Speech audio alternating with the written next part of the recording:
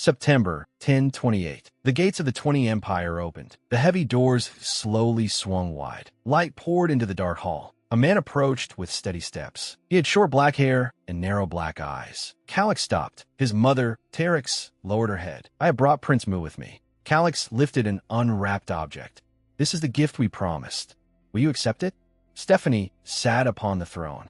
Calyx suddenly dropped the bundle onto the floor. Blood splattered in all directions.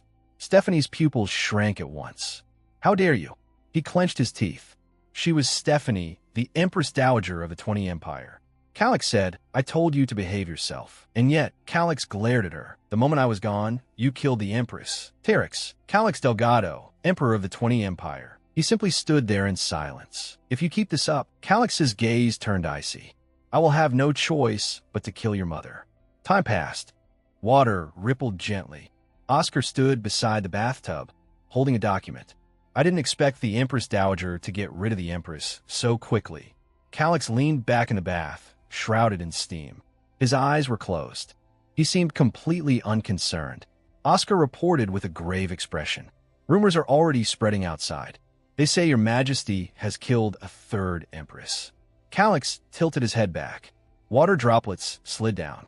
The Empress Dowager spread the rumors quickly.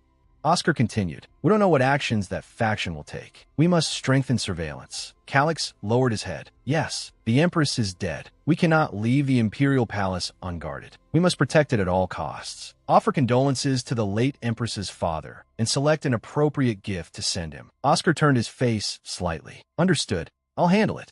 Calyx lowered his eyes. For now, I have to remain motionless in this damned place.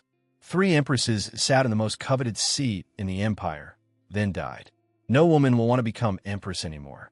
But an empress is still necessary to keep the opposing factions in check. Calyx's hand clenched abruptly beneath the water. Is the Empress Dowager really my birth mother? I don't think so. How can I find the evidence? If only I can expose her. If only I can find proof she's an imposter, I can destroy the power behind her in an instant. Oscar flipped through the papers. Lasker has been attacking the north relentlessly. The northern region is in turmoil. Calyx suddenly opened his eyes. The north? His gaze sharpened. Doesn't that mean the Snow family is involved as well? November 1028. War blazed across the northern lands of the 20 Empire. An ancient castle stood amid smoke and ruin. A blood-stained arrow was stuck in the ground. Eleanor Snow, the third daughter of House Snow. She wore armor.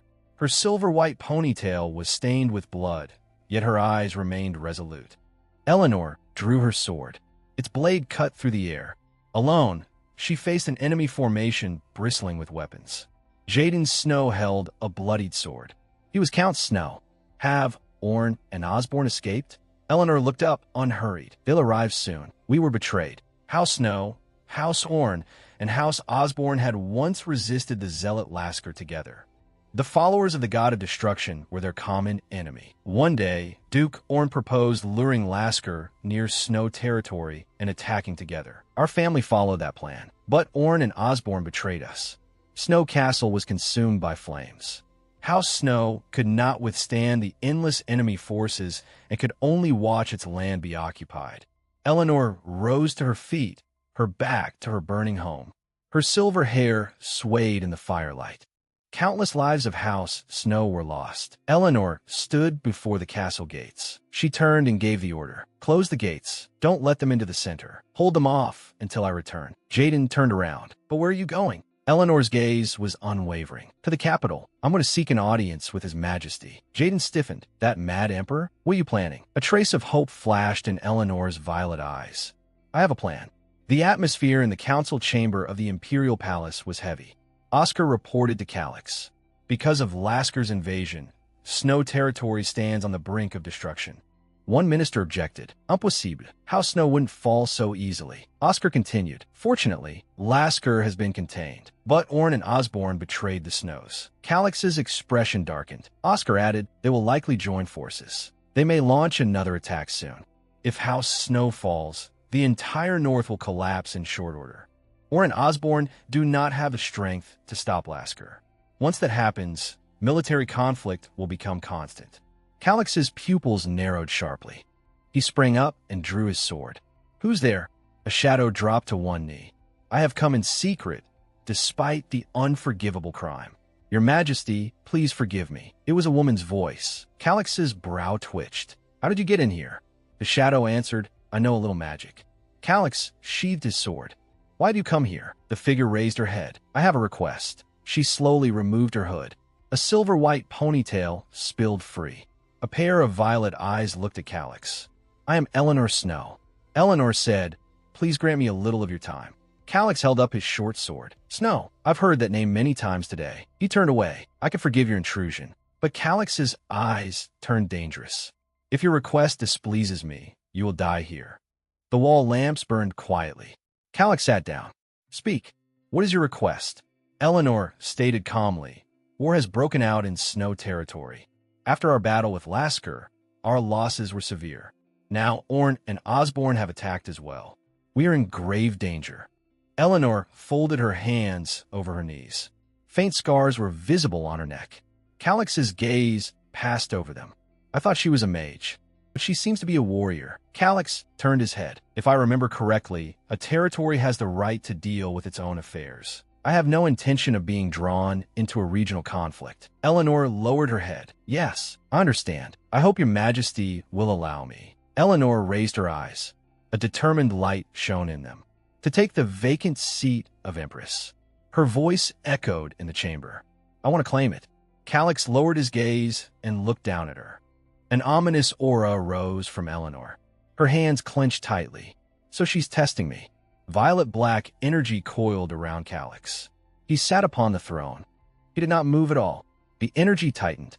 The pressure grew stronger. Eleanor stared at him. The energy erupted in an instant, sweeping through the hall. When it faded, Eleanor was breathing hard. Calix looked her over. Overwhelmed by that power? It seems you're only human after all.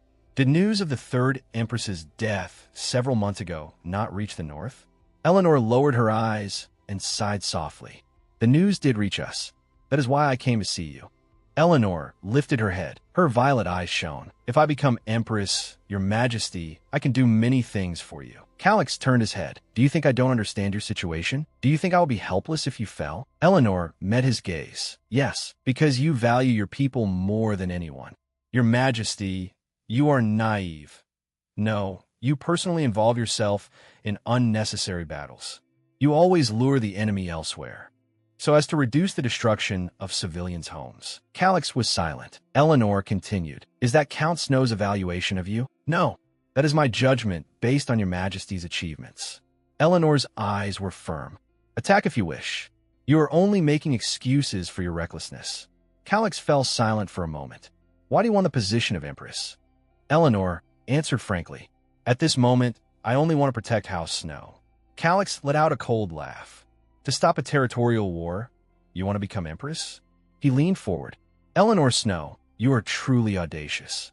Eleanor did not back down. I have simply resolved to protect my family at any cost. The Imperial Palace is not a warm place for an Empress, but I can withstand bitter cold. I can withstand sharpened blades too. Calix leaned back into the throne. Fine. I look forward to seeing how much you can endure. Eleanor bowed deeply. Thank you for granting my request. I will spend the rest of my life repaying this grace. She raised her head. Then, Your Majesty, may I return to the north? I must go back and help my father as soon as possible. No, Miss Snow, Calix's voice rang out. Eleanor turned sharply, her eyes flashing with alarm. You don't trust me? Calix pressed a hand to the armrest. How can I trust you? We've only known each other a few hours. Calix rose to his feet. I'll have someone take you to rest. From now on, I will personally intervene in northern affairs. Morning sunlight spilled into the bedroom. Eleanor sat on the edge of the bed, her back tense. He seems to be an emperor who keeps his promises. But if it is too late, Snow Castle will fall. Eleanor clasped her hands over her knees. All I can do is pray Father can hold on. She gazed out the window. Brother, in this war, I lost my cousins. I also lost my brother. A sword plunged heavily into the snow. Eleanor, wearing armor, knelt on one knee. Exhausted, a flash of memory. Her brother stood before her. Be careful. Ellie, stay behind me. Eleanor remembered. Did they hold their funeral? Or were they abandoned on the battlefield? It's cold. The bodies probably won't rot. Will they? Tears slipped down Eleanor's cheeks. No, They will rot. They're no longer alive. Their lives have ended. They are only inanimate remains. Eleanor's gaze hardened. No. So this is the only way. Her hands clenched tightly. I come from a family of queens. I will protect House Snow. I must become stronger. A knock came from outside the door. I have come by His Majesty's order. May I come in? Eleanor wiped away her tears with the back of her hand. Come in. The door slowly opened. A maid entered the room. The maid curtsied. I am the court maid Cecile. His Majesty sent me to provide anything you need. But may I ask whom I am serving? Eleanor turned slightly and asked in return, what did His Majesty say? Cecile answered respectfully. His Majesty only said to attend well to the honored guest of Tulip Palace. Eleanor replied coolly, is that so? Then that is all you need to know as well. A trace of resolve flashed in her violet eyes. I must hide my identity as the future empress for as long as possible in this palace. Who knows who the enemy is here? Oscar asked, is that true? I never expected the daughter of Count Snow to want to become empress. Is that woman not afraid for her life? Calix's gaze darkened. Oscar waved a document excitedly. Right? Right? You think something's off too, don't you? Everyone believes you mercilessly killed the empresses. That woman surely doesn't know the truth. She's outrageously bold. Calix interrupted him calmly. It seems she does know. Oscar froze. What? Calix continued. She knows I draw enemies away to reduce civilian casualties. Oscar's face was full of shock, but she wasn't on the battlefield. How could she know? Calix picked up a pen. She seems quite clever. The pen hovered over the page, which is precisely why I can't trust her. But at the same time, she's interesting. Oscar objected. Your Majesty, wasn't it too much to send the Black Knight Order north? It's the most elite of the 4 Knight Orders under your command. The strongest order. And you even sent Adrian with them. Calix rested his chin on one hand. For my future empress, I must show sufficient sincerity. If anything suspicious appears in the north, they can wipe it all out at once. Oscar suddenly understood. So that's why you sent the Black Knight Order. The territorial war itself may have been a trap orchestrated with the Empress Dowager. You don't believe that woman at all. Oscar asked again. If everything Miss Snow said is true, what will you do? Will you really marry her and make her empress? Calix's gaze sharpened. The vacant seat of empress. I want to obtain it. Calix closed his eyes. Those were her exact words. If she still wants the position of empress, the North Snow Territory was nothing but scorched earth and blood. Duke Orn roared, what are you talking about? How can His Majesty interfere in matters of the Northern Territories? Count Osborne agreed. Exactly. His Majesty has never interfered in the wars of this distant land. Adrian spoke coldly. An imperial order needs no explanation. But if you insist on understanding, he slowly drew his sword. To oppose Snow means to oppose the imperial family. Duke Orn's face turned pale. What is this supposed to be? Count Osborne urged quietly. We should withdraw for now. Something is wrong. Duke Orn was furious. Damn it. Everything was ready. He turned his horse around and withdrew his forces unwillingly, returning to his lands. Adrian looked around. Where's Count Jaden Snow? A silver-haired knight walked forward steadily. His shoulder armor was stained with blood. Please allow me to formally introduce myself. I am Snow's second son, Harvelian Snow. Harvelian turned away, his back proud and lonely. From this day onward, I am Count Snow. Jaden lay on the ground, both hands folded over the hilt of his sword. The end of an era, the birth of a new count. Count Jaden Snow fought for honor. Calix sat with his back to the room, looking out the window. If he had only commanded from the rear, he would not have died. What a pity. Eleanor's profile grew taut. Memories surged up. Her father, Jaden Snow, stood behind his daughter. He held Eleanor's hand and guided her grip on the sword. Here, hold it like this. Eleanor's small hand rested on the hilt. Jaden Snow smiled and nodded. Well done. You learn quickly.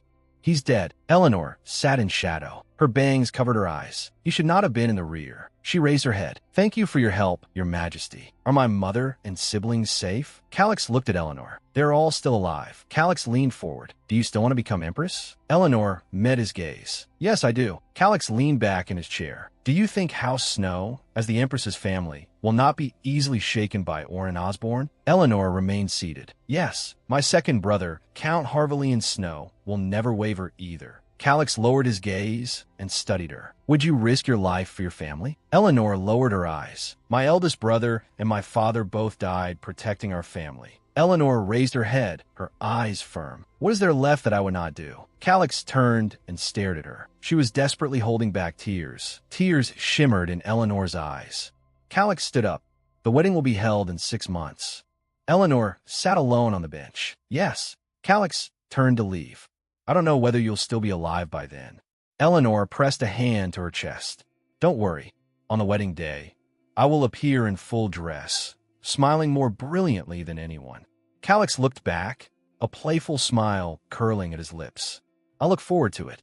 I look forward to seeing how beautiful you'll be. Eleanor sat alone by the window. Father, I will not cry. Not until I have crushed them all. I will never cry. I will become empress. Under a spotlight, a marionette was manipulated by strings. An empress is nothing more than a tool to bind him to the palace. An empress either submits or is eliminated. The emperor's enemies are like candles in the wind, ready to go out at any moment. In this empire, an empress is not precious. Eleanor's thoughts were hollow. Perhaps that had always been the rule until now. But from this moment on, everything will be different. That means someone desires this miserable position of empress. It also means my life will be in danger. More pitiful than the tragic empresses are the women who covet the seat behind them. Their silhouettes encircled the empty throne. Could it be them? A maid's voice came from outside the door. Lady Snow, the second imperial consort of Rose Palace, requests an audience. Eleanor turned her head. She came quickly. At present, there were 4 imperial consorts. The first consort of Lily Palace, the second consort of Rose Palace, the third consort of Daisy Palace, and the fourth consort of Hyacinth Palace. Among them, Calliope Lionon, the second imperial consort of Rose Palace, would stop at nothing. She wanted only to win the emperor's heart and sit in the empress's seat. The door flew open. Calliope Lionon entered the room. She wore a luxurious green gown, and her red hair blazed like fire. Calliope's gaze swept over Eleanor. Her pupils tightened. Why is she so beautiful? How insolent! Calliope glared at Eleanor. She had not even risen to greet her. Eleanor lifted her eyes coldly. So this is the woman who poisoned my breakfast. It had been half a month since Eleanor entered the palace. She stabbed at her food with a dining knife. Before every meal, I test for poison with a silver blade. 2 days ago, the tip of the silver knife turned black. Cecile stood respectfully before the table. I had long suspected Cecile was one of Calliope's people. Cecile adjusted Eleanor's clothes, and she was the only one who could bring food into Tulip Palace. Eleanor's gaze sharpened. Of course, the poison could also have come from someone in the kitchen. Not Cecile. But after the failed poisoning, I saw Cecile's swollen cheek. That confirmed my suspicions. Calliope Lionon. Eleanor's lips curved in a faint sneer. So you set your sights on me. Calliope glared furiously. Why aren't you saying anything? Are you ignoring me? Do you think I don't know about you? I know everything. You shamelessly relied on the Snow family's reputation. But now things have changed. Cruel light flashed in Calliope's eyes. I heard your father is dead. Calliope bent down. So what exactly are you so confident about now? Eleanor raised her eyes. So that's why you poisoned my food. What? Calliope took a step back. Poisoned you? Why would I poison you? Eleanor remained seated. I never specified my food, but it seems you know exactly what I'm talking about. Calliope let out a mocking laugh. You dare slander me with such nonsense? Do you think His Majesty would believe you? A neglected would-be empress? Eleanor slowly raised her eyes, her gaze icy. Do you think I need his help? Calliope trembled with rage. She suddenly swung her hand, a slap aimed at Eleanor. Eleanor's wrist turned. She dodged steadily. Calliope ground out, "You'll regret this." Eleanor Snow raised her eyes. A contemptuous smile touched her lips. Is that so? I never regret anything. In another room, silence reigned. A woman asked, a noblewoman of House Snow is now staying in Tulip Palace? Lens reported, she seems to be risking everything to protect her family and is trying to become empress. The woman considered this. Count Jaden Snow never wavered until his death. A black-haired woman smiled. Then, what of his daughter?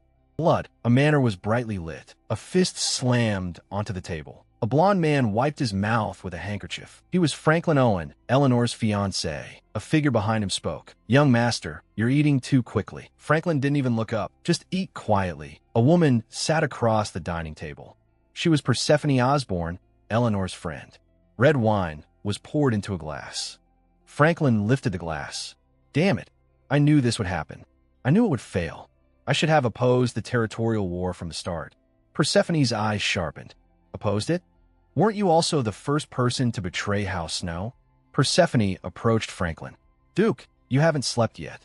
You have to rise early tomorrow. You should rest. Franklin stared at the candlelight. There are important matters ahead. I can't sleep. Persephone asked softly, Young master, you love Eleanor. Why are you so obsessed with the territorial war? If Eleanor learns she was betrayed, she'll break. Franklin suddenly gripped the sword hilt. Cold light gleamed off the blade. That is exactly why I have to isolate her completely. For a woman, Ellie is too strong, too independent, too self-reliant. I love Eleanor, but that is exactly what troubles me. Once House Snow is destroyed, there will be no one left by Ellie's side. Only then will she yield to me. Good and obedient. Persephone said nothing. Her eyes lowered. His fist slammed down on the table again. Franklin roared, damn it. Why is the Emperor interfering in the North? Who does he think he is? Eleanor. If this territorial war had succeeded. Persephone cut him off. No, even if it had succeeded, Eleanor would never submit to you. That's the kind of woman Eleanor is. Persephone bent down, her hand gently stroking Franklin's hair. But I have loved you for so long. I could submit to you. Unlike Eleanor, you never loved me. Not even for a moment. Morning light passed through the curtains. Eleanor drew them open and looked out at the palace beyond the window. The capital was noisy with preparations for the New Year festival. Yet this place was strangely quiet. Eleanor gazed at her reflection in the glass. So this is my position in the palace. A woman in Tulip Palace whom no one cares about. Eleanor's eyes hardened. That's fine. I'll change all of this very soon. She changed into mourning clothes. The period of mourning is over.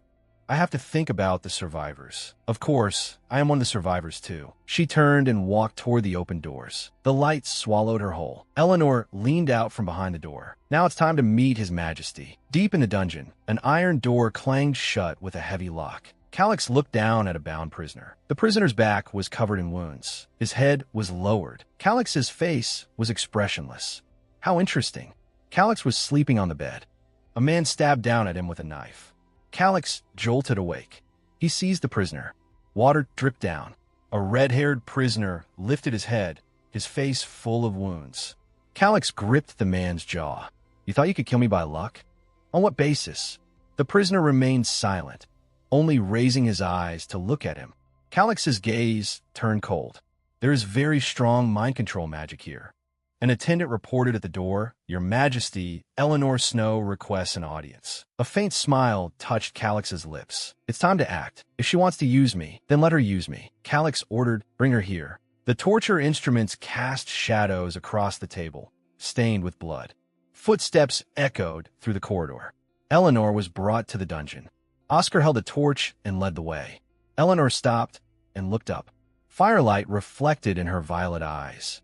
She bowed to Calix. My greetings to you, Your Majesty. Calix stood with his back to her and did not turn. Then he glanced sideways. As you can see, I am Buse. This had better be important. Eleanor was utterly unafraid. May I come a little closer? Calix thought to himself. I summoned her to a place like this. Yet her expression hasn't changed at all. Calix said, Fine, if you can stomach it. Her footsteps sounded. Eleanor stepped closer, her gaze sweeping over the blood on the ground. At last it fell on the prisoner. I can sense black magic. It is indeed mind control magic. Calix turned to face Eleanor. You saw through it at a glance. Better than I expected. Eleanor slightly lowered her hand. You flatter me. Calix's smile turned playful. I don't much like having powerful mages near me. One never knows when they might deceive me. Eleanor looked straight at him. I will hide nothing from you.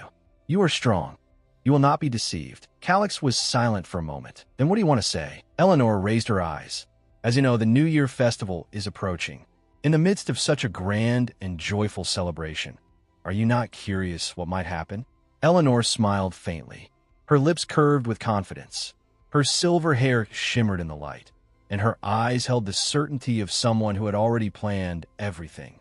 A note of caution entered Calix's voice. You mean something will happen during the New Year festival? Eleanor's gaze settled on the prisoner. Was this man captured because he tried to assassinate your majesty? Calix answered without emotion. Regrettably, yes. Eleanor's expression grew grave. There are always people in the palace coveting your majesty's life. That is why you prefer to go to war yourself, isn't it? But because the empress's seat is vacant, you now cannot leave the palace. Calix's eyes sharpened. That's right. If there is no empress in place, while his majesty is absent at war, the palace will descend into chaos. A certain clarity flashed through Eleanor's eyes. So if your majesty remains in the capital, and a disaster occurs during the New Year festival, when people from all across the empire have gathered, Eleanor's pupils contracted sharply. His majesty will be branded an incompetent emperor. Approval flickered in Calix's eyes. Reasonable. Eleanor pressed on. Then it seems you already know what kind of disaster it will be. She looked up at Calix. It has been a long time since a large rift last appeared, hasn't it? Calix turned his head. A rift? A crimson beam tore through the darkness. A huge magic circle appeared on the ground. It was a passage opened by Lasker's followers, dragging monsters into this land. To open it required countless humans as sacrifices. Countless dark shapes were swallowed by the magic circle, eventually becoming pure energy. Calix folded his arms, expression stern. You mean they plan to use the crowd at the New Year festival as sacrifices and forcibly open a rift? Eleanor answered firmly. Yes, your majesty. Though I hope nothing happens. If something does happen, I will stop it. Calix's tone held a trace of doubt. You say that as if you could really stop those monsters. Eleanor lifted her head. An icy blue light radiated from her body. The ashes of House Snow seemed to appear behind her. If I succeed, then it will prove that House Snow has never abandoned its loyalty. Calix stared at her, inwardly shaken. She claims she will stand against monsters herself. She is willing to trade her life for my trust. His gaze grew complicated. It seems you value your family more than yourself. Eleanor turned her face slightly, her eyes gentle yet resolute. Because they are my family. The corner of Calix's mouth lifted almost imperceptibly. Family. Family worth protecting with one's life. I find myself almost envying her. Eleanor turned back and met Calix's gaze. If I become your empress, I will protect you the same way I protect my family. Eleanor stood side by side with Calix. Because you will become my family. Calix stared at her in silence. Eleanor held his gaze. He hesitated. Does he not believe my words? Eleanor's eyes were unwavering. But he will still choose me.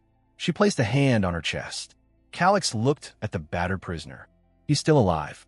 What tenacity! A thought flickered in Eleanor's eyes. If I may be of service to you, perhaps I can make proper use of him. Calix turned his head. Can you undo this man's brainwashing? Eleanor looked down at the prisoner. If he can survive the process, then I believe it's possible. Calix turned his back. Good. If you successfully remove the brainwashing and identify the mastermind, I will allow you to keep him by your side. Eleanor looked startled. How did you know I wanted this man? Calix did not turn around, because from the moment you entered, you looked at him with greedy eyes. Eleanor lowered her head. Am I really that greedy? Calix's tone held a trace of mockery. To think that the woman who will become my wife is gazing so eagerly at another man. I almost feel exceedingly. Eleanor was silent for a moment. I need someone of my own in the palace. Calix's expression turned serious. But this man was once their pawn. If the brainwashing cannot be lifted, one day he may point a blade at you. A cold smile curved Eleanor's lips. Do you think a blade like that could hurt me? Calix let out a restrained laugh. What confidence? Eleanor's tone sharpened. I am merely ferocious. After all, my future husband will not protect me. Calix raised a brow.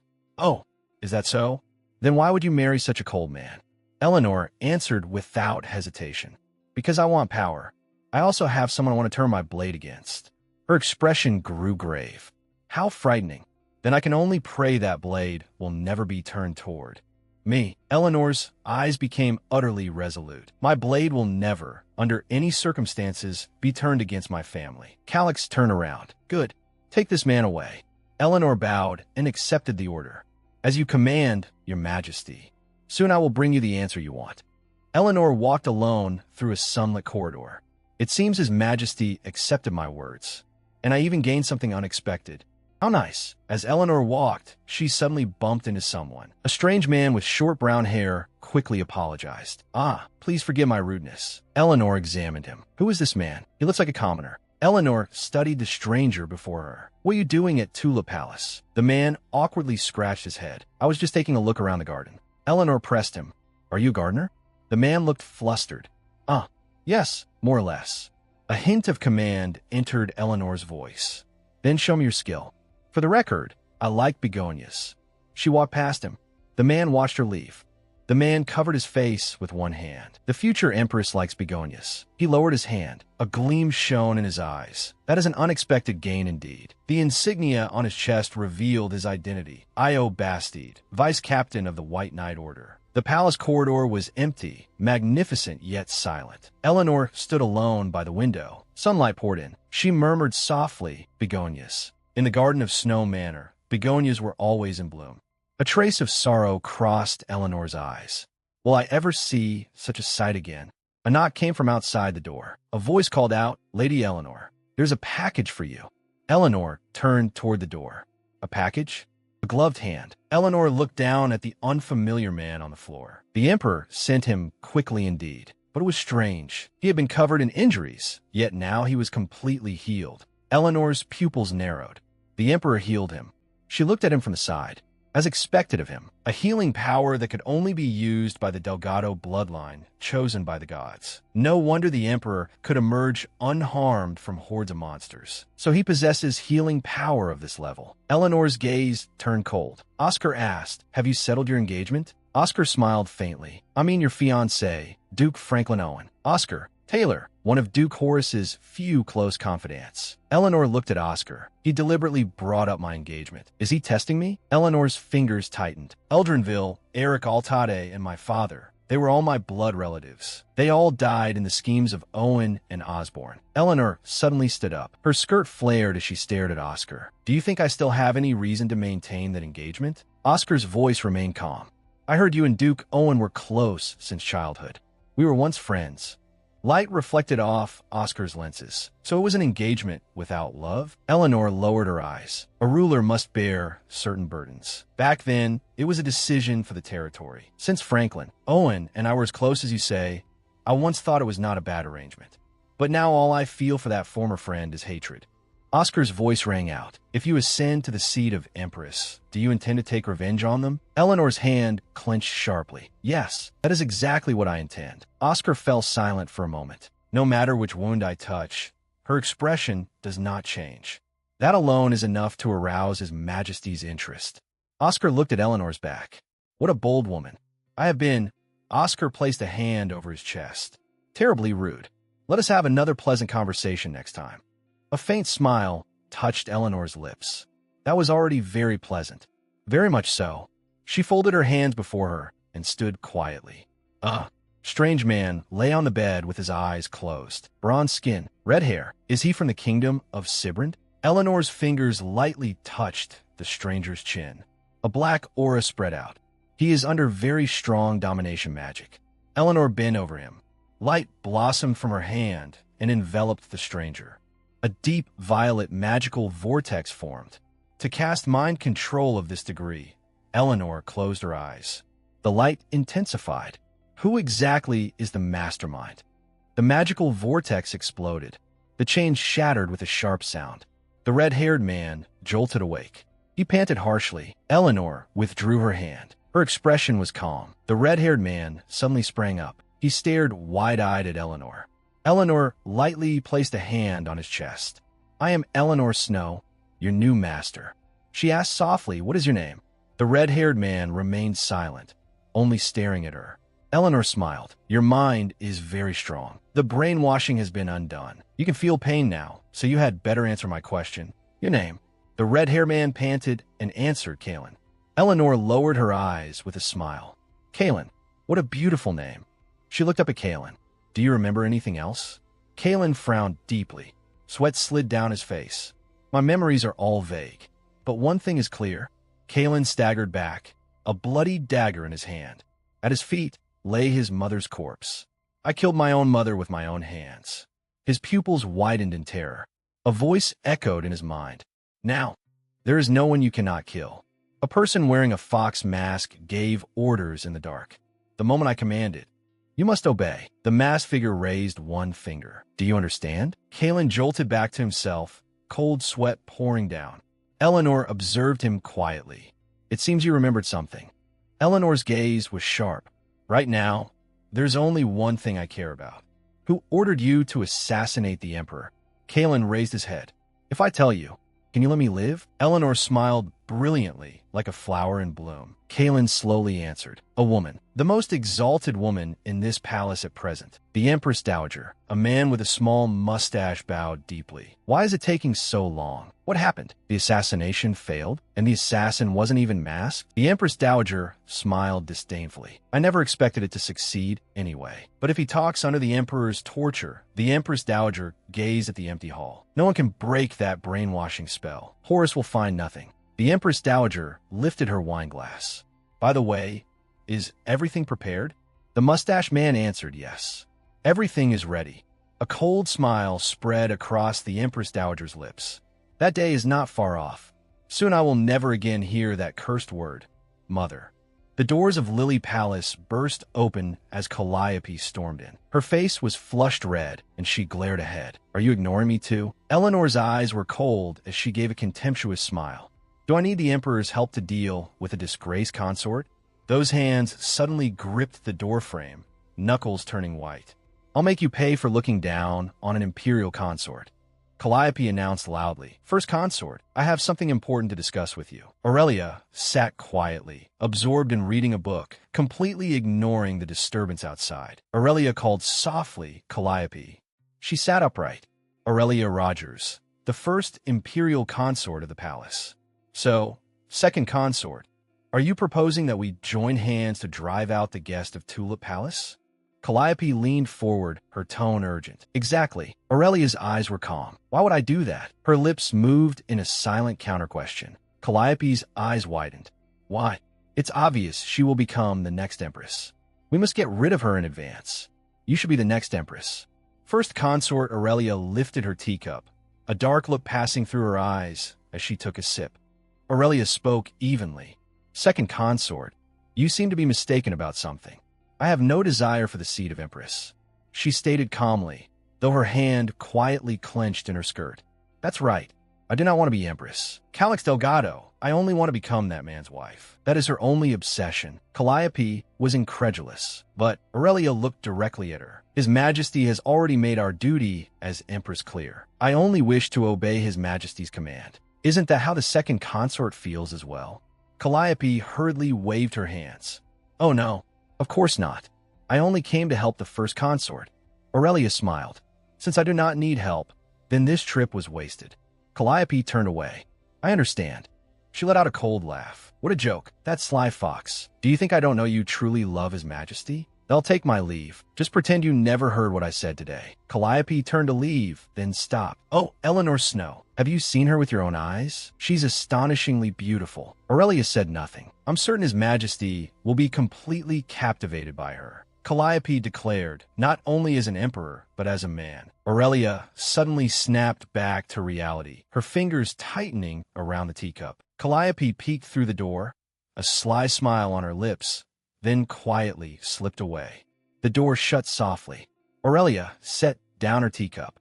The tea rippled in the cup, its surface reflecting her gloomy face. Eleanor Snow. Aurelia whispered the name. At Tulip Palace, a blond man stood at the door. He wore a splendid attendant's uniform and smiled politely. Io bastide. By His Majesty's command, I have come to serve Lady Eleanor, the honored guest of Tulip Palace. Eleanor sat quietly on the sofa. The moment she heard the voice, it sounded strangely familiar. She looked up and saw the man's face clearly. Oh, sorry. Eleanor froze. It was that gardener. The voice was exactly the same, but his appearance was completely different. Was it magic? Not just anyone could use that kind of magic. Iobod.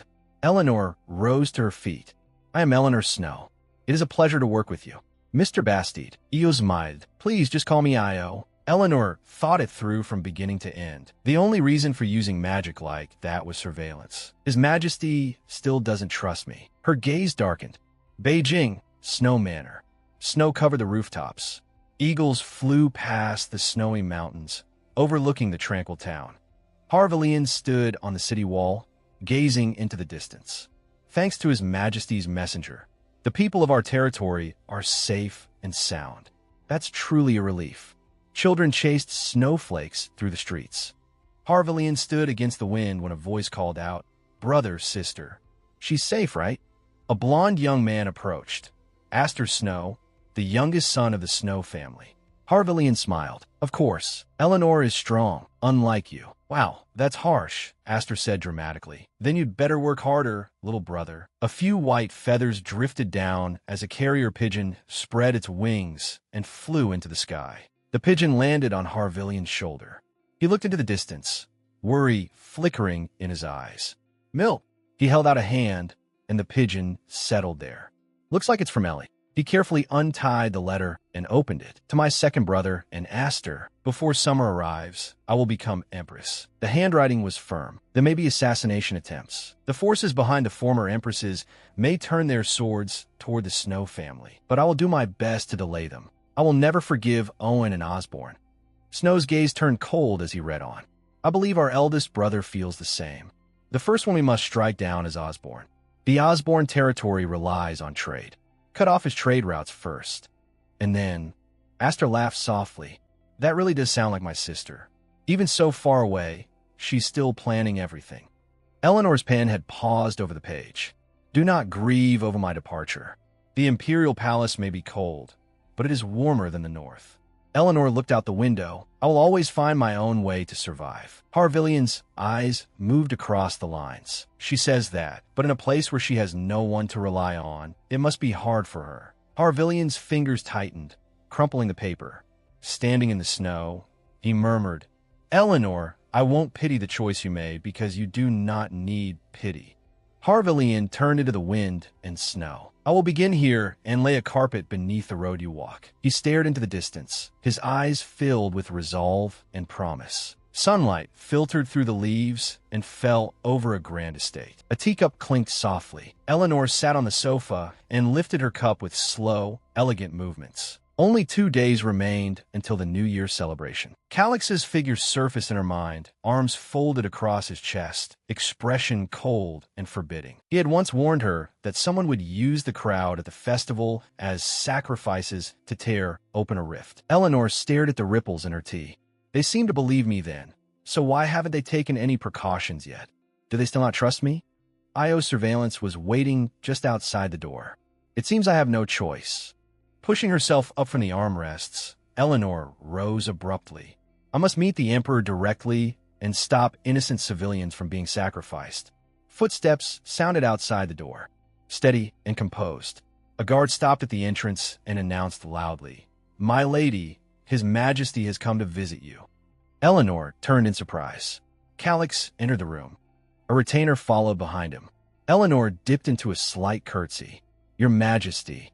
Calix's eyes passed over her and fell into the shadowy corner of the room. The attendant's figure gradually became clear in the light. It was Kalen. The corner of Calix's mouth lifted. "Impressive. You managed to break that man's brainwashing." Eleanor turned to him. He had pinpointed Kalen's hiding place exactly. Eleanor said, "His name is Kalen. The details are blurred because of the brainwashing, but he clearly remembers who gave the assassination order." Calix's eyes sharpened. "Is it the person I'm thinking of?"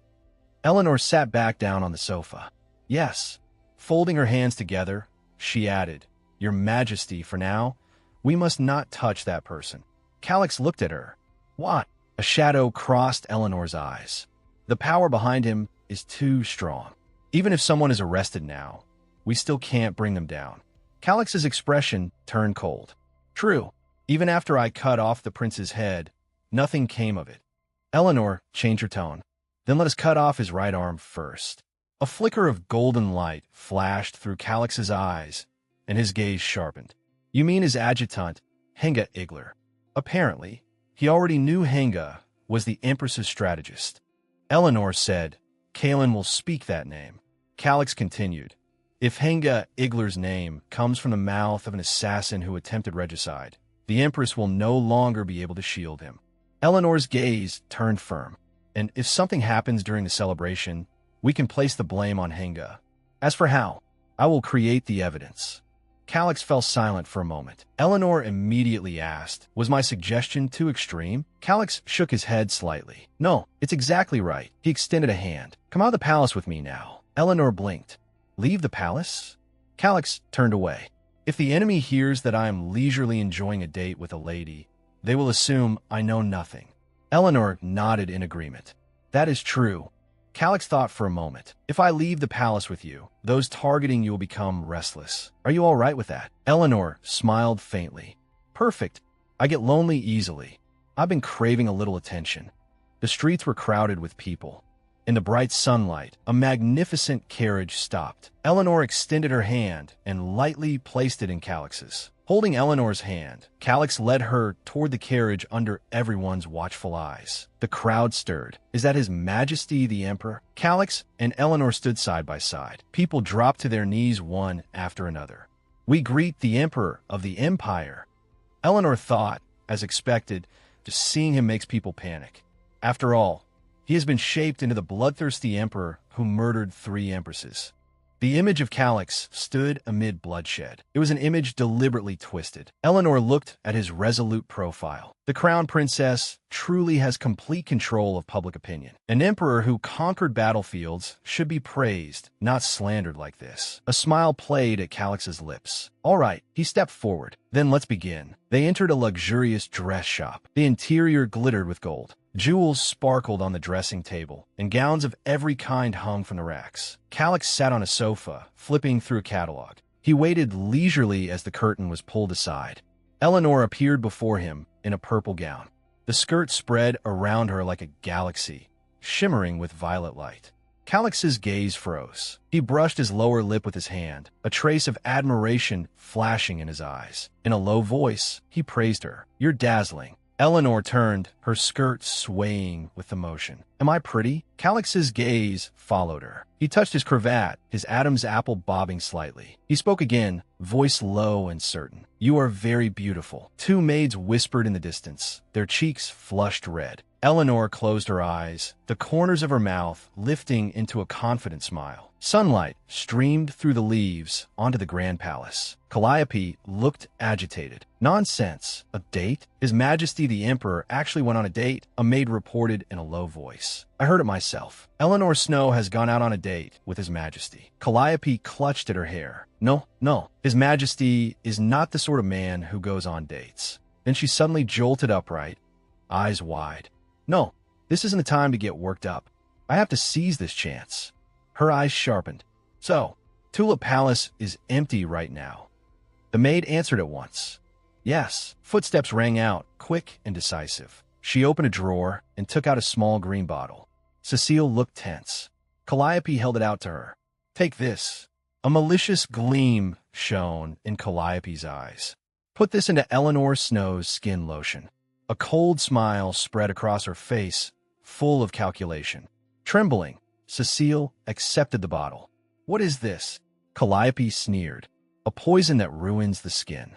Cecile's pupils shrank. Her lips parted, but no words came. Calliope laced her fingers together, eyes fever bright. "Doesn't it excite you? To see that beautiful face of Eleanor's completely fall apart." Throwing back her head, Calliope burst into laughter. Beside her, Cecile stared at the poisoned bottle in horror. Dusk began to fall. Lights flickered on. Eleanor stood with her hands folded before her, looking awkwardly restrained. Calix and Eleanor walked side by side along a stone path, keeping a distance between them. Eleanor's fingers fidgeted uneasily. Her heart pounded. Calix turned his face toward her. "You've taken quite a few things from me." Eleanor lowered her eyes. "A few clothes, that's all. Surely that doesn't damage your Majesty's dignity." A cold smile tugged at Calix's lips, though his eyes were icy. The onlooking townspeople whispered among themselves in astonishment. Looking down at Eleanor, Calix said, "The rumor that the Emperor is dating a woman will spread quickly, and the rumors about you will become true as well. Does that not bother you?" Eleanor lifted her face, gaze unwavering. "That is exactly what I want." Calix raised a brow. "What?" Eleanor looked past him toward the dimly lit buildings in the distance. "People make mistakes when they are anxious. I only hope our enemies do not have enough patience." Calix smiled meaningfully. I am curious. How did Count Snow raise you? Eleanor answered calmly. My father taught me never to entrust my life to others. Calix's gaze fell on her. That is good advice. No one taught me that. I had to learn it on my own. His hand suddenly slipped around Eleanor's waist and pulled her close. Eleanor stiffened, staring at him in shock. Calix lowered his gaze to her, his tone tinged with mockery. I imagine that is why you are so graceful and refined. A faint smile touched Eleanor's lips. I am curious, she said, but I do not doubt you. Calix fell silent, surprise flickering in his eyes. Have you noticed the road we're taking? Eleanor's eyes swept over the stone path beneath them. Yes, this seems to be the most crowded area. Calix kept walking. Exactly. If they intend to make a move, this is the best place. As we walked, I placed magic stones to form a barrier. A blue crystal floated in the air, glimmering faintly. 37 in total. Calix looked at her. Just as I thought, you came prepared. That's why you chose the square. If anything happens, the people can be evacuated safely with the right guidance. Eleanor lowered her gaze. We need knights to guide them, but there may be spies among them, so we cannot issue direct orders ourselves. Calix looked at her profile. She knows exactly what I'm worried about. A woman like you keeps surprising me. Eleanor said softly, don't tell anyone. I'll handle it. Calix straightened. What? Eleanor remained calm. I alone am enough. From tomorrow until the celebration ends, I'll come here every day to prepare. Calix scoffed. You alone are enough? Are you joking? Eleanor did not retreat. Your Majesty, I am serious. Is a woman chosen to become the fourth empress incapable of even this? Calix's gaze moved past her to the evening glow in the distance. I have never expected this much from an empress.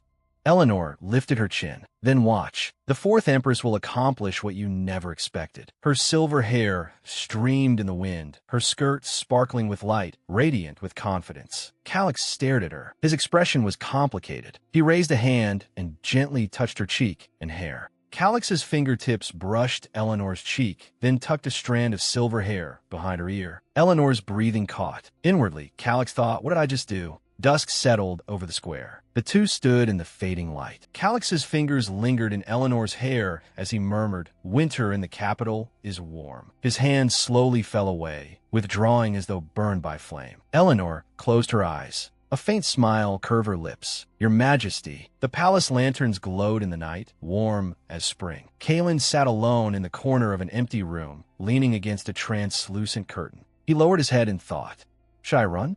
No one is around right now. Kalen looked up at Eleanor across from him. I already told you who ordered the assassination. Will you let me live now? Eleanor looked at him calmly. I keep my promises. Kalen's eyes turned urgent. Then let me go. Eleanor replied evenly. Where would you go? Anywhere, Kalen answered. Somewhere I can be free. Eleanor gently touched Kalen's hair. Freedom? If someone who spent his whole life being raised as an assassin were given freedom, what would he do? Eleanor's gaze sharpened. Most likely, he would go on assassinating people. A person can only do what they know. Is that the freedom you want? Kalen had no answer. Eleanor's gaze passed through the window and settled on the birds perched on the branches. Since I spared you, stay by my side. Serve me faithfully. Learn things other than killing. Eleanor turned back to look at him. Go discover how beautiful this world is. And in such a world, what can you do? When that day comes, I will give you true freedom. True freedom, Kalen murmured. Light flickered in his eyes. He suddenly raised his head. His eyes were resolute. I understand. The lock clicked softly. Cecile entered the room with a tense expression. Kalen watched her in confusion from behind the curtain. Cecile turned toward the dressing table and picked up a bottle of green liquid.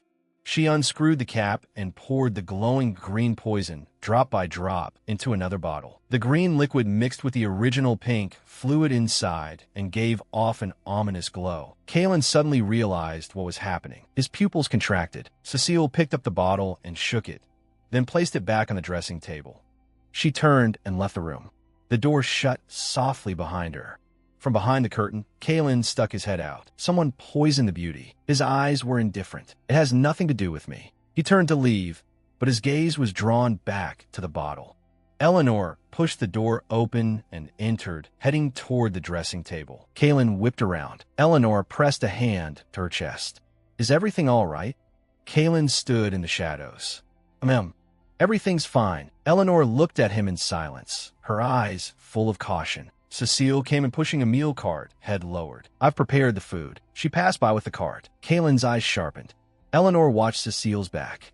Pointing to the dishes spread across the table, Eleanor said, Kalen, come eat. Kalen's cheeks reddened slightly. Turning his head away, he asked, Madam, aren't you eating? Already ate outside. This was prepared especially for you. Kalen picked up a meat pie and took a huge bite. He chewed with both cheeks puffed out. Looks like meat pies are your favorite. Eleanor folded her hands, wearing a gentle smile. Kalen said, meat pies are delicious. Eleanor explained, the venison pies made in snow territory are the most famous. In the dead of winter, when you hold a meat pie in frozen hands and take a bite, it feels like you own the whole world. Eleanor sank into the memory, a happy smile appearing on her face. I miss those days. Kalen ate silently, then paused and looked at her. Eleanor came back to herself and smiled at him. Someday, let's go to snow territory and eat them together. She closed her eyes, a trace of longing on her lips. Kalen lowered his gaze. Just now, Cecile put something in your toner. Eleanor listened quietly. The moment he finished speaking, she smiled. I understand. Thank you for telling me. Rose Palace, residence of the second imperial consort. Music drifted out from the window. Calliope sat before the mirror, carefully dressing herself, humming a tune. She was in high spirits. After today, I'll never have to see that face again. Calliope picked up her own toner. It's about time to wash up too. Too bad I won't get to watch her pat it onto her face. She allowed a soft laugh. Once her face looks like that, she'll never leave Tulip Palace again.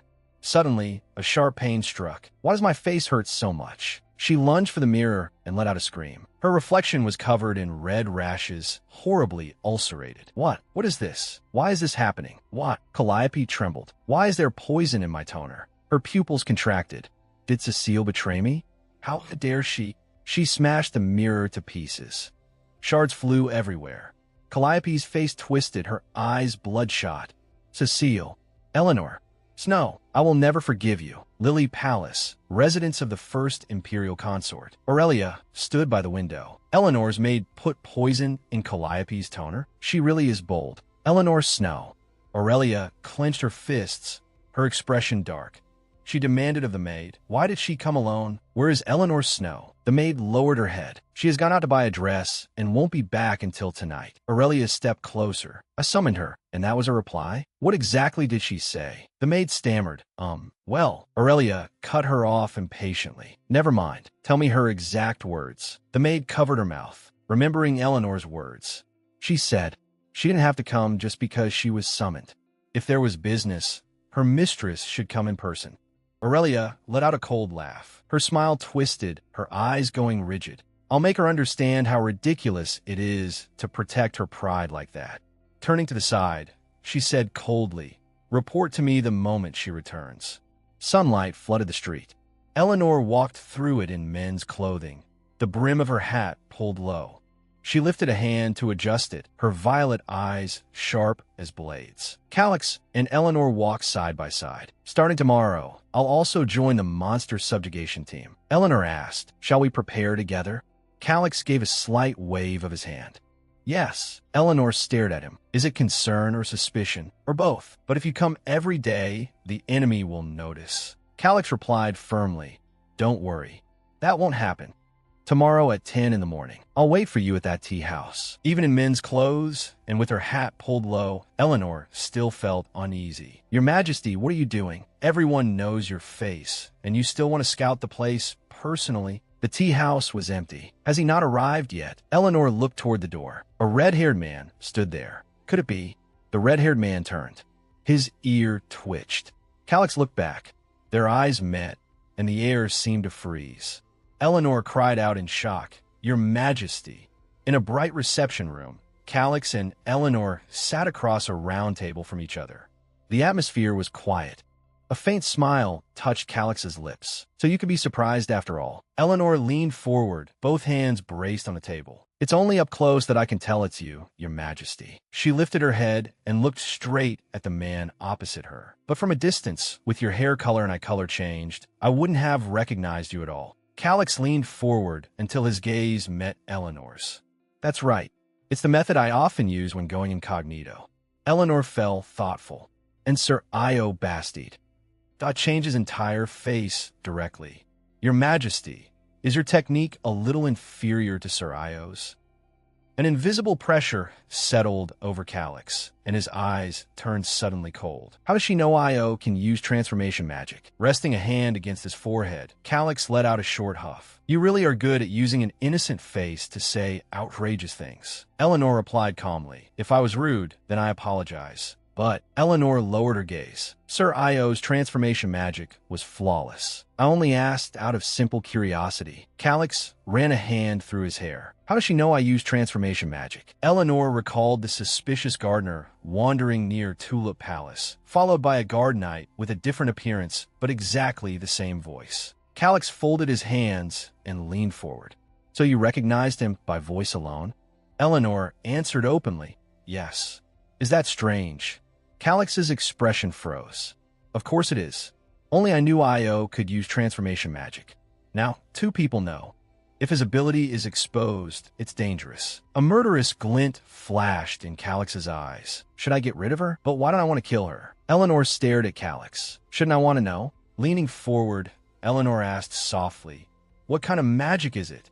Could you tell me just a little? Calix's heart stirred. Why would I tell this woman everything about an ability even Oscar doesn't know of? Eleanor's fingertips lightly touched the corner of her eye. Please, just the name of the magic is enough. Calix looked into Eleanor's eyes. Is it because I want to keep looking at them? Her violet eyes shone with pure curiosity, not a trace of ulterior motive. Those eyes, glowing with violet light, unsettled him. Calix suddenly withdrew his hand. To let down my guard so easily because of those eyes, this isn't like me. Calix returned to his usual coldness. I have no intention of telling you. Even if I did, it would be of no use to you. Eleanor's eyes dimmed at once. Then, Eleanor leaned in again, her tone almost coaxing. Why not tell me first, and then decide whether it would be useful? In that moment, she seemed like a child acting spoiled. A faint smile appeared on Calix's lips as he abruptly changed the subject. Have you eaten breakfast? Eleanor frowned slightly. You're changing the subject. Is it because this magic can't be told to anyone? Calix answered calmly, yes. Eleanor's gaze sharpened. But you still showed it to me. Were you testing whether I can keep a secret? Calix admitted, yes. I'm watching to see how long you can keep it.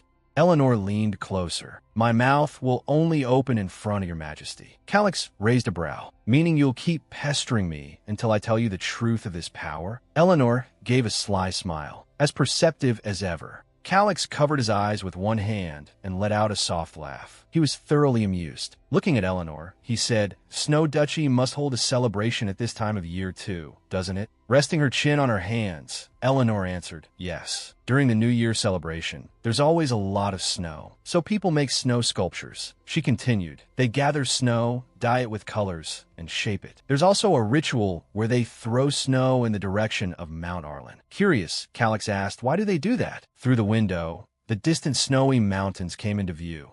To make a wish to Mount Arlen, Eleanor said. To pray that the monsters won't come down from the mountain that year. Her thoughts drifted far away. When countless colored snowballs fly into the sky at once, it looks like 10,000 flowers blooming in winter. It's truly beautiful. Calix's gaze deepened. That trial is too cruel. Eleanor came back to herself. What? Calix looked at her. For a woman who can see flowers in the snow, the fate of being destroyed is too cruel. A trace of confusion flashed in Eleanor's eyes. With such a calm face and steady voice, he had said something like that. The warmth in his words was enough to melt ice and snow. Eleanor's cheeks reddened slightly. So this is who you are. Calix. In the Empress Dowager's palace, an attendant reported. His Majesty is currently in the Imperial Palace. The attendant continued. The elders will arrive tomorrow. The people of the Empire are busy preparing for tomorrow's celebration. Stephanie took a refined sip of tea. Is that so? Everything is proceeding according to plan. A glint flashed in her eyes. Too perfectly. Which is exactly why I'm uneasy. Sitting upright, Stephanie said, we must move the plan forward. She rose abruptly, eyes resolute. Not tomorrow. Today. Right now. A cold smile curved Stephanie's lips. The celebration will be canceled. Sunlight bathed the bustling town square. People moved among the stalls, preparing for the coming festival. Beneath the peaceful atmosphere, dark currents were stirring. Sunlight fell over a magnificent estate, an isolated palace. Stephanie sat alone by the window, her back nearly swallowed by the morning light. She turned her face, expression icy. Delgado, that nauseating bloodline. I never imagined it would be so stubborn. I should never have let him be born. Stephanie clenched her teeth, her face twisted with terror. If this plan fails, Father will never forgive me. If Father abandons me, he'll seize on that weakness and cut off my limbs. Stephanie's face warped with rage. That bastard wouldn't dare kill me only because of my father's authority. She turned toward the window. In that case, her eyes turned cold, and she swung her arm sharply. A ruthless glint flashed in Stephanie's eyes. A green snake slid across the cold floor. It slipped through the crack beneath the door and vanished into the darkness. Shadows cloaked a secret chamber where several cloaked figures stood around a glowing magic circle. One cloaked figure spoke in a hoarse voice. "The Duke of Wilget's daughter," another replied. "Do not underestimate your enemy." At the center of the magic circle lay a red gemstone. Black thorn-like energy coiled around it. The gem seeped a blood-like liquid, staining the ancient runes red. One cloaked figure extended a hand, controlling that sinister power. His voice echoed through the chamber. "We must drive him completely to collapse." The cloaked man's face twisted in the shadows. Blood seeped from the corners of his eyes and mouth as he endured tremendous pain. Red energy suddenly exploded, swallowing everything. The sky above the capital remained bright and clear, as if nothing had happened. The square was full of people. Calix and Eleanor walked side by side. Eleanor kept the brim of her hat low. It seemed no one recognized her. In many ways, that was something to envy. How did I find out about that technique? Or would it be easier to deal with Io Basti directly? Calix noticed her stare. "If you could stop looking at my face so much, I'd appreciate it." Eleanor smiled faintly. "You're simply too dazzling. I can't look away." Calix let out an amused laugh. Then suddenly a scream split the square. The crowd panicked. "What's happening?"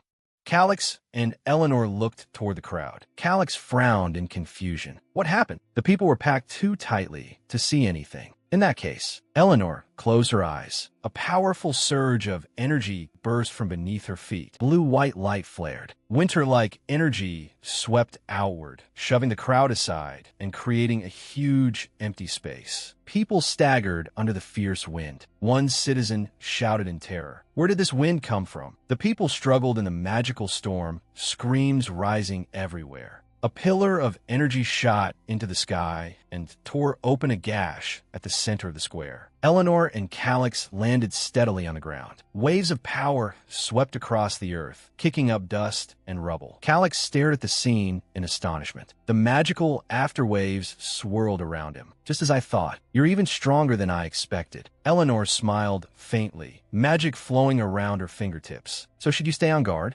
Calix curled his lips. "A little." He stared at Eleanor, his gaze growing deeper.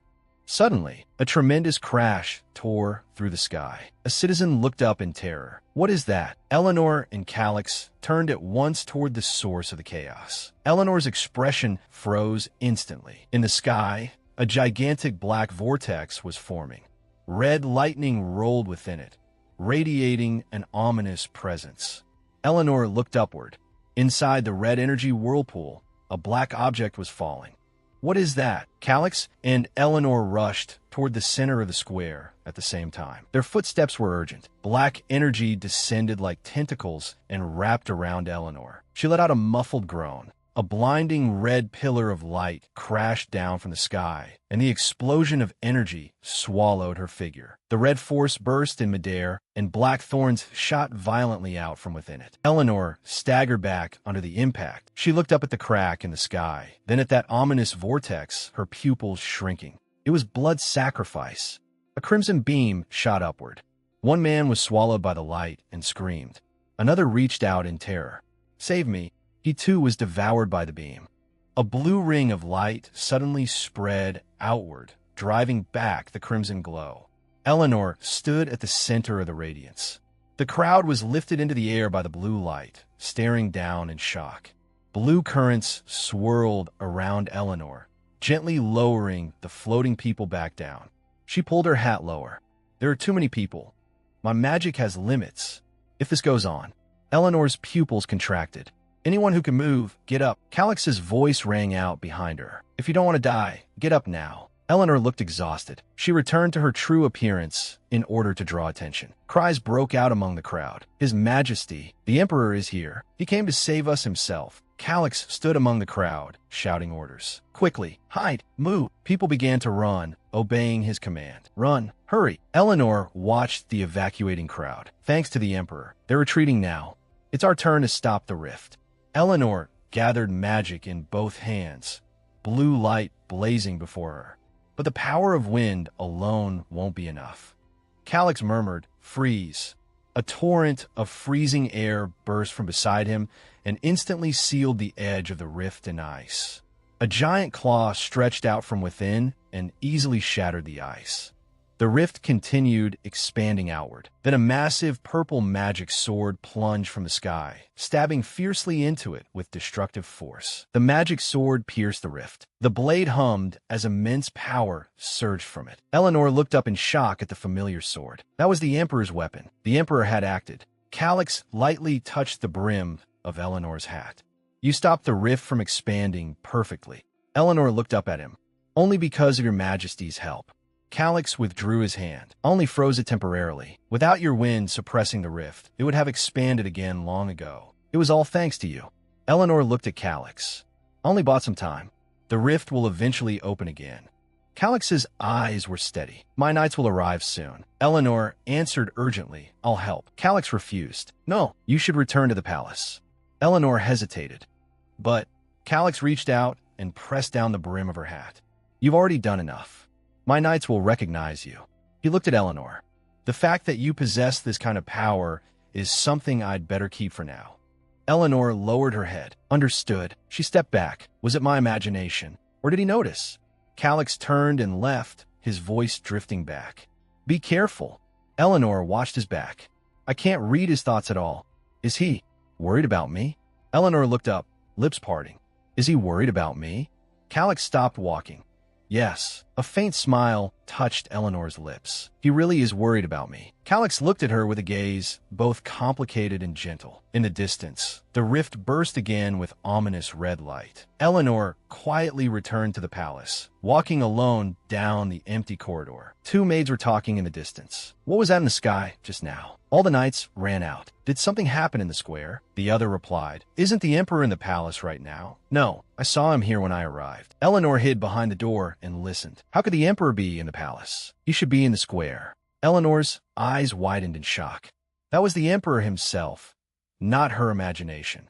Realization struck. Bastide had disguised himself as the Emperor. That was why the enemy believed the Emperor was still in the palace and chose to move in the square. If the rift had not been dealt with, and the Emperor had been inside the palace, he would never have escaped blame. It would have given the enemy an excuse to overthrow him. Today the square had been packed with people.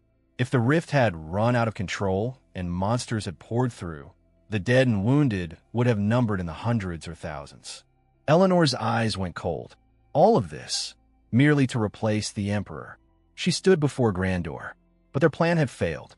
She grasped the handle and pushed the door open. The rift in the capital had been stopped perfectly by the Emperor. His prestige would only rise higher. Fury burned in Eleanor's violet eyes. Her gaze darkened. Cecile's silhouette came into view. In an icy voice, Eleanor asked, What are you doing? Cecile's body jolted. She stumbled backward, her footing slipping. She lost her balance and fell hard to the floor. Looking up in terror, Cecile stammered, that. Eleanor's voice sounded again. Cecile. Her eyes darkened. She must have come on Calliope's orders to hide the poison. Rumors were already spreading through the palace that I poisoned Calliope's toner. They need to fabricate hard evidence. Then I'll play along and pretend I know nothing. Eleanor put on a gentle expression. I startled you by coming in so suddenly, didn't I? Were you tidying the clothes? Cecile forced herself to stay calm. Yes. Eleanor extended a hand. You've worked hard. Get up. With Eleanor's help, Cecile stood. A flicker of relief crossed her face. Yes, then I'll. Cecile hurriedly curtsied, then turned and nearly fled. Her footsteps echoed down the corridor. She pressed herself against the wall, gasping. That was close. If Eleanor had caught me, what would have happened? That woman would kill me. Pressing a hand to her chest, Cecile muttered, I hit it well. Calliope's voice sounded. Did you? Cecile spun around in fear. La, Lady Calliope. Looking down at her, Calliope said, Let's go see His Majesty. Cecile trembled all over. A cold light gleamed in Calliope's eyes. After all, the bigger the scene, the better. Cecile's pupils shrank, fear choking her. Calix walked down the palace corridor with steady steps. He lifted a hand and touched his cheek, lost in thought. A faint light shimmered at Io's fingertips as his thoughts raced. The Emperor's judgment was correct. The knights all rushed to the square. Something must have happened there. I wonder whether His Majesty is safe. Io looked toward the door. He ordered everyone to remain inside the palace. I can't go out and check. Io suddenly turned back.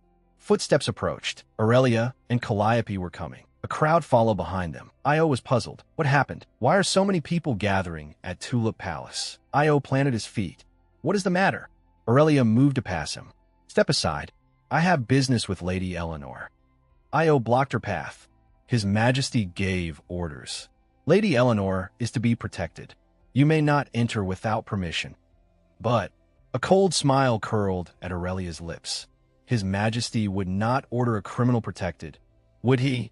Calliope covered her face with both hands, her voice trembling. I truly don't understand why Lady Eleanor would do this to me. He suddenly spread his hands wide, revealing his twisted face. How could someone with a face like that go on living? Aurelia understood at once, her eyes turning cold. Resting his chin on one hand, his gaze swept over the crowd. I cannot act on mere rumors. Miss Eleanor caused a disturbance in the imperial palace, Calliope thought. Thanks to the foolish first imperial consort trusting me so blindly, things have blown up this far. Now Eleanor Snow can only be driven out. Io Bastide questioned the accused. Aurelia shot back at Io. Do you even know what kind of woman you're protecting? Io turned his face slightly. I have no interest in listening to gossip spread by chattering women. Aurelia bristled with anger. How rude. Do you not know who I am? Io leaned down, closing in. Of course I do. I know perfectly well. Aurelia faltered under his pressure. She took a step back, but Io did not yield. Then footsteps approached from afar.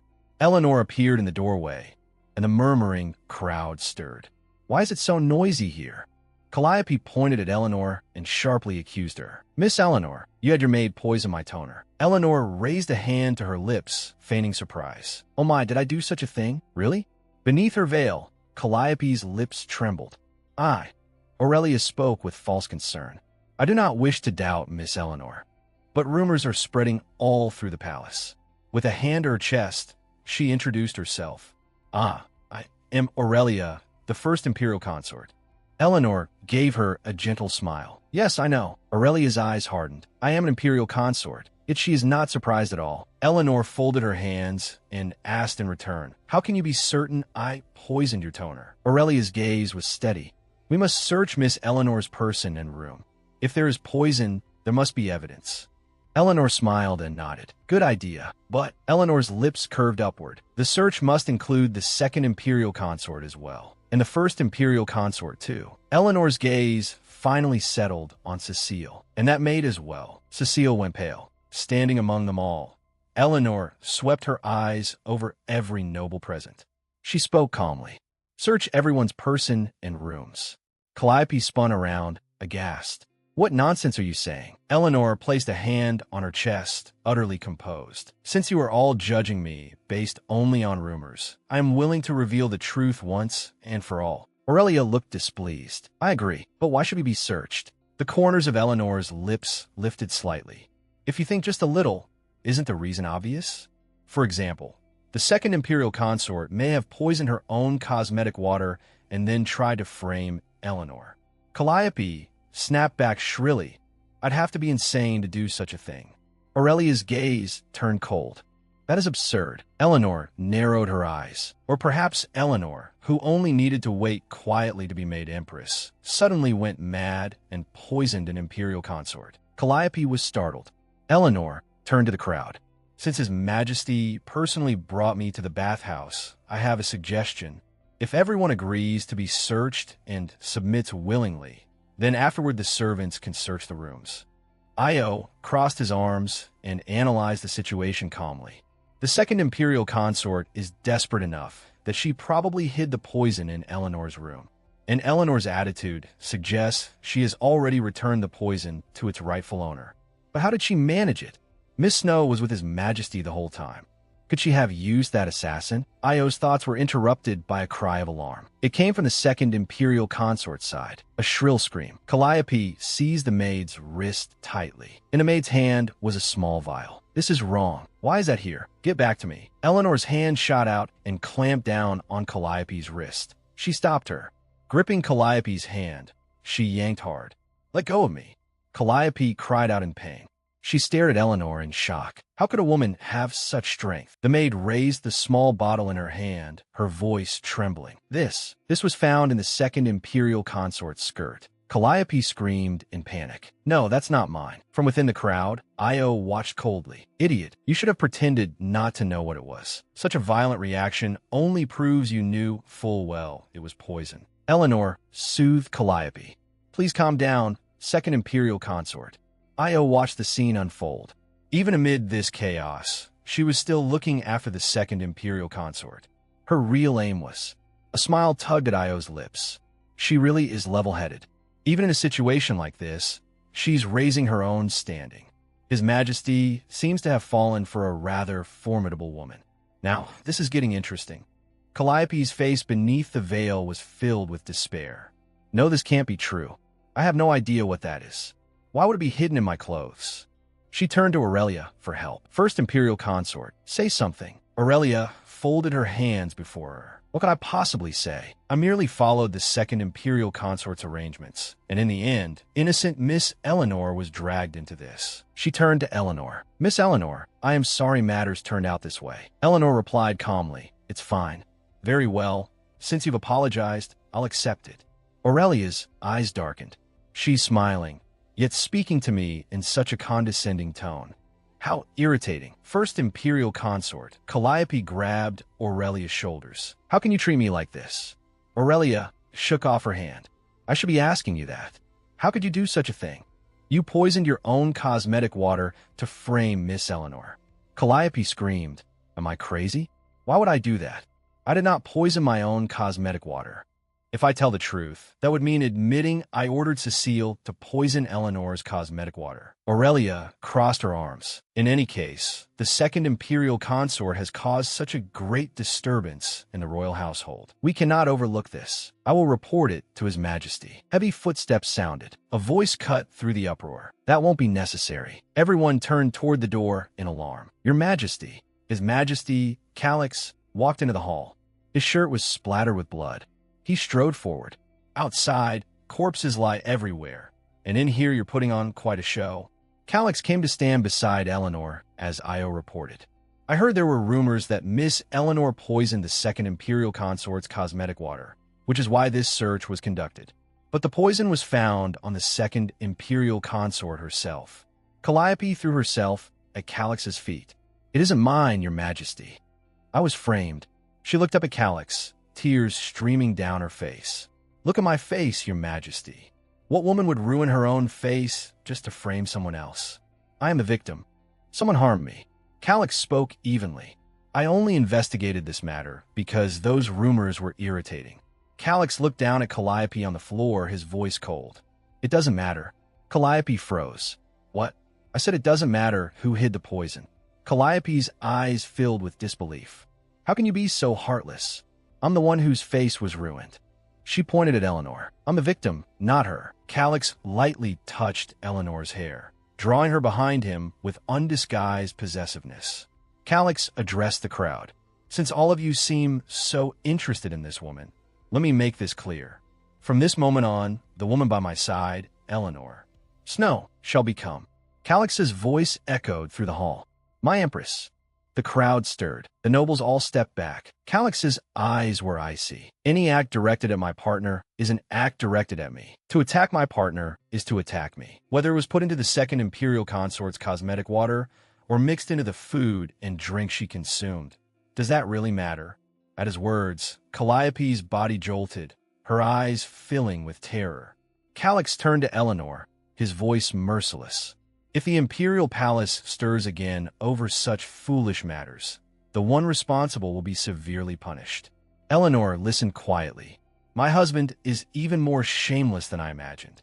Calix's gaze shifted to Calliope. As for the second imperial consort, Rose Palace will be sealed off for 2 months. Not even a single strand of your red hair had better appear outside its walls. Calliope burst into tears. Your Majesty, surely you didn't poison yourself. There must have been a servant helping you. Who was it? Calix's gaze was ice cold. Kill her. Cecile dropped to her knees and began frantically knocking her head against the floor. Spare me, Your Majesty. Please spare my life. I won't dare do it again. Please.